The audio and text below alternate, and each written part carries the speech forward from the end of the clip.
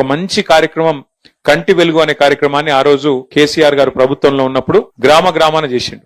అప్పుడు మన వీర్నపల్లిలో కూడా చేసే ఉంటారు. చేసినాక అందరికి అద్దాలు ఇవ్వడం, అందరికి కావాల్సిన మరి వైద్య పరీక్షలు చేయడం, ఇవన్నీ కూడా మొత్తం రాష్ట్ర వ్యాప్తంగా కోట్లాది మంది ప్రజలకు మంచి బ్రహ్మాండమైన స్క్రీనింగ్ క్యాంపులు పెట్టి చేయడం జరిగింది. సరే, ప్రభుత్వాలు మారుతాయి, ఎందుకంటే ఎవరికి అధికారం శాశ్వతం కాదు, ఎవరు పర్మనెంట్ కాదు. ఆ సీట్ల మారింది. సరే, కారణం ఏమైపోయినట్టుకి మారింది. మారినాక నిజానికి ప్రభుత్వాలకు ఉండాల్సిన లక్షణం ఏంటంటే గత ప్రభుత్వం ఏదన్నా మంచి పని చేస్తే దాన్ని కొనసాగించాలి. మనం ఏం చేసినాం, గతంలో డాక్టర్ వైఎస్ రాజశేఖర రెడ్డి సాబ్ ఉన్నప్పుడు ఆరోగ్యశ్రీ అని ఒక పథకం పెట్టిండు. మన ప్రభుత్వం వచ్చింది, కానీ ఆరోగ్యశ్రీ పథకాన్ని మనం ముట్టలేదు, దాన్ని కొనసాగించినాం. మంచి పథకం, ఇంకా మంచిగా చేయాలి. 5 లక్షల మందం కాదు, అవసరమైతే 10 లక్షల మందం ఆరోగ్యశ్రీ పెంచాలని చెప్పి ఆలోచన చేసినాం. ఆ పథకాన్ని కొనసాగించడం తప్ప తీసేయలే. అట్లాగే ఫీజు రీయింబర్స్మెంట్ అనే పథకం పెట్టిండు రాజశేఖర రెడ్డి గారు, అది కూడా మనం కొనసాగించినాం. గతంలో ఎవరైనా మంచి పని చేస్తే దాన్ని కొనసాగించాలి తప్ప తీసేయద్దు. మరి కేసీఆర్ ప్రభుత్వంలో కేసీఆర్ గారు ఆ రోజు కంటి వెలుగు అనే ప్రోగ్రాం పెట్టిండ్రు.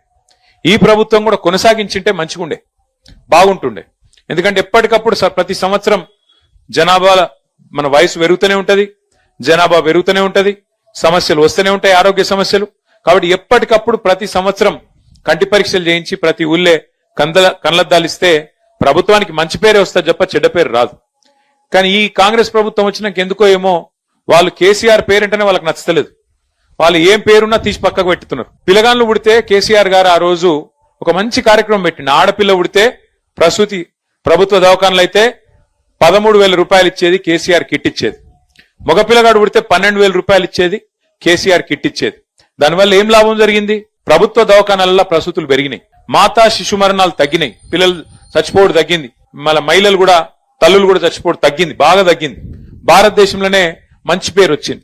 కంటి వెలుగుకి ఎట్లయితే మంచి పేరు వచ్చిందో ఆ రోజు కేసీఆర్ కిట్ కూడా అట్లే మంచి పేరు వచ్చింది. కానీ ఈ ప్రభుత్వం వచ్చినాక కేసీఆర్ కిట్ తీసేసినారు. ఆ కేసీఆర్ కిట్టు కేసీఆర్ పేరు నచ్చకపోతే ఇందిరమ్మ కిట్ అని పెట్టుకునేది, నోడని కొట్టిండా, మార్చుకునేది ఉండే. కానీ తీసేసిరు మొత్తానికి. కంటి వెలుగు కూడా అవసరమైతే వేరే పేరు ఏదైనా పెట్టుకునేది ఉండే, కానీ అది కూడా తీసేసిరు.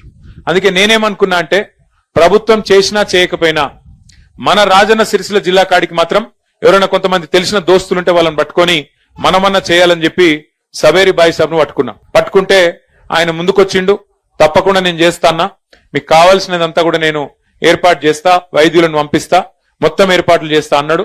చెప్పిన మాట ప్రకారమే ఇక మనం అక్కడనో ఇక్కడనో కాదు, మనమే ఏర్పాటు చేసిన మండలం వీర్నపల్లి మండలం, మన ప్రభుత్వంలో గతంలో ఏర్పాటు చేసుకున్న మండలం, ఇక్కడనే చాలు చేయాలని చెప్పి వీర్నపల్లిని చాలు చేసినాం.